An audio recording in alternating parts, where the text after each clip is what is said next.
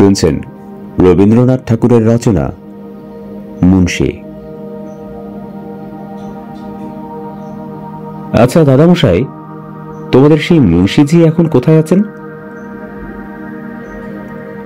এই প্রশ্নের জবাব দিতে পারবো তার সময়টা বুঝি কাছে এসেছে, তবু হয়তো কিছুদিন সবুর করতে হবে।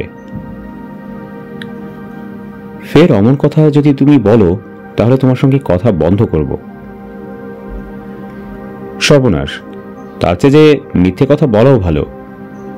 তোমার দাদামশাই যখন স্কুল পালানে ছেলে তখন মুন্সীজি ছিলেন ঠিক কত বয়স তা বলা শক্ত। তিনি বুঝি পাগল ছিলেন? হ্যাঁ, যেমন পাগল আমি। তুমি আবার পাগল? কি যে বলো তা ঠিক নেই। তার পাগলামির লক্ষণ শুনলে বুঝতে পারবে আমার সঙ্গে তার আশ্চর্য মিল। কিরকম শুনি? যেমন তিনি বলতেন জগতে তিনি অদ্বিতীয়, আমিও তাই বলি। তুমি যা বলো সে তো সত্যি কথা, কিন্তু তিনি যা বলতেন তা যে মিথ্যে। দেখো দিদি, সত্য কখনো সত্যই হয় না যদি সকলের সম্বন্ধেই সে না খাটে। বিধাতা লক্ষ কোটি মানুষ বানিয়েছেন,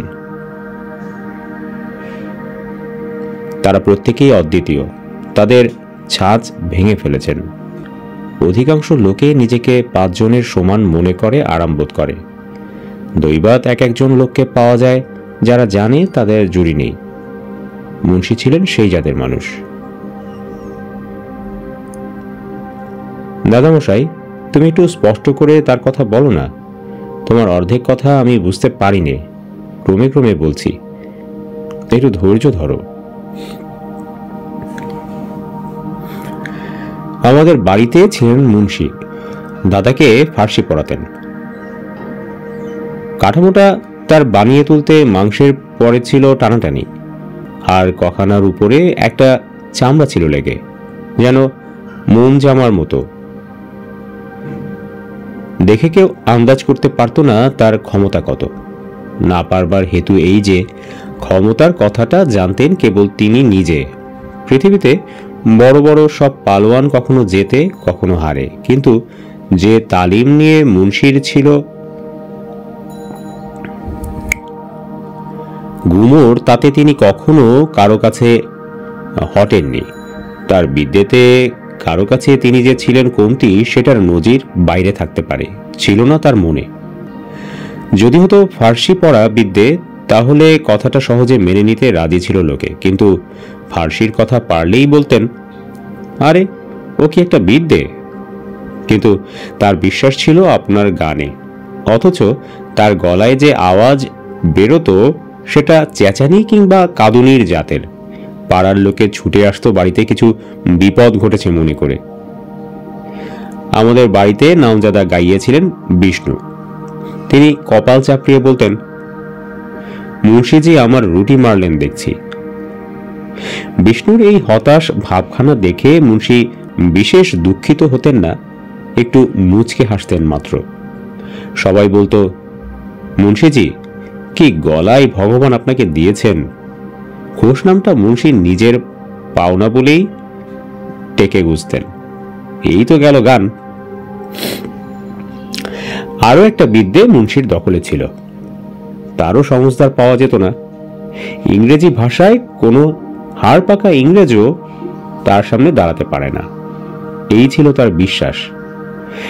একবার বক্তৃতার আসরে নাবলে সুরেন্দ্র বাড়ুজ্যেকে দেশ ছাড়া করতে পারতেন কেবল যদি ইচ্ছে করতেন। কোনোদিন তিনি ইচ্ছে করেননি। বিষ্ণুর রুটি বেঁচে গেল, সুরেন্দ্রনাথের নামও। কেবল কথাটা উঠলে মুন্সী একটু মুচকে হাসতেন। কিন্তু মুন্সীর ইংরেজি ভাষায় দখল নিয়ে আমাদের একটা পাপকর্মের বিশেষ সুবিধা হয়েছিল। কথাটা খুলে বলি, তখন আমরা পড়তাম বেঙ্গল একাডেমিতে। ডিক্রুজ সাহেব ছিলেন স্কুলের মালিক। তিনি ঠিক করে রেখেছিলেন আমাদের পড়াশোনা কোনো কালেই হবে না, কিন্তু ভাবনা কি, আমাদের বিদ্যেও চাইলে বুদ্ধিও চাইনি। আমাদের আছে পৈতৃক সম্পত্তি, তবুও তার স্কুল থেকে ছুটি চুরি করে নিতে হলে তার চলতি নিয়মটা মানতে হতো। কর্তাদের চিঠিতে ছুটির দাবির কারণ দেখাতে হতো। সে চিঠি যত বড় জালি হোক, ডিক্রুজ সাহেব চোখ বুজে দিতেন ছুটি। মাইনের পাওনাতে লোকসান না ঘটলে তার ভাবনা ছিল না। মুন্সিকে জানাতুম ছুটি মঞ্জুর হয়েছে, মুন্সি মুখ টিপে হাসতেন। হবে না, বাস রে, তার ইংরেজি ভাষার কি জোর! সে ইংরেজি কেবল ব্যাকরণের ঠেলায় হাইকোর্টের জজের রায় ঘুরিয়ে দিতে পারত। আমরা বলতুম, নিশ্চয়ই হাইকোর্টের জজের কাছে কোনোদিন তাকে কলম পেশ করতে হয়নি, কিন্তু সবচেয়ে তার জাগ ছিল লাঠি খেলা কারদানি নিয়ে। আমাদের বাড়ির উঠোনে রোদ্দুর পড়লেই তার খেলা শুরু হতো। সে খেলা ছিল নিজের ছায়াটার সঙ্গে। হুঙ্কার দিয়ে ঘা লাগাতেন কখনো ছায়াটার পায়ে, কখনো তার ঘাড়ে, কখনো তার মাথায়।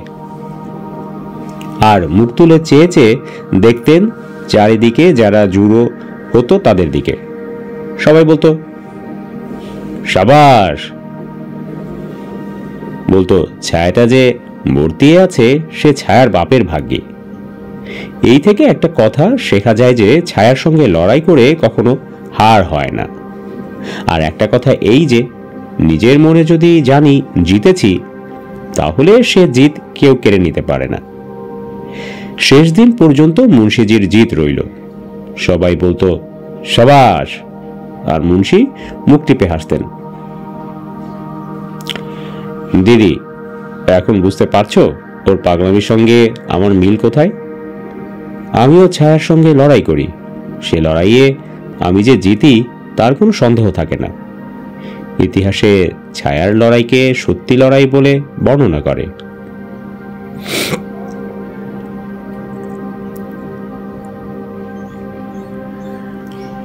ভীষণ লড়াই তার উঠোন কোণের, শত্রুর মনটা ছিল নেপোলিয়নের।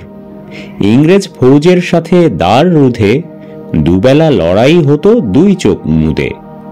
ঘোড়াটক বগ ছোটে, ধুলা যায় উড়ে, বাঙালি সৈন্য দল চলে মাঠ জুড়ে। ইংরেজ দুদ্দার কোথায় দেয় ছুটি, কোন দূরে মশমশ করে তার বুটি।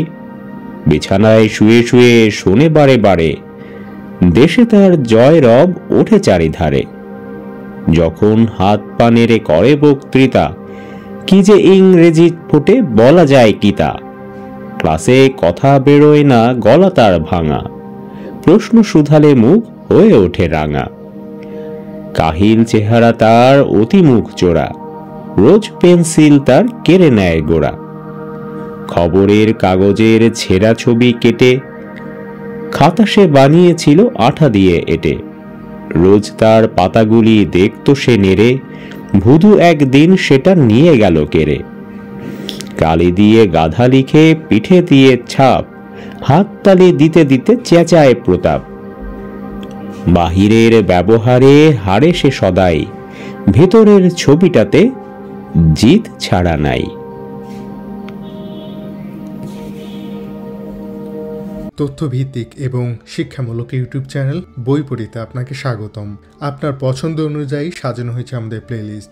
আমাদের চ্যানেলে রয়েছে বাংলার ঘটনা প্রবাহ, ইতিহাসের সাক্ষী, বাংলা সাহিত্য, প্রকৃতি ও ভূগোল বিষয়ক, এক্সেল এবং ওয়ার্ড সম্পর্কিত, রয়েছে ছোট গল্প এবং বাংলার ইতিহাস সমূহ, মনীষীদের জীবন সহ আরও অনেক তথ্য। ইতিহাস এবং নতুন নতুন তথ্য সম্পর্কে জানতে আজই সাবস্ক্রাইব করুন বইপড়ি ইউটিউব চ্যানেল।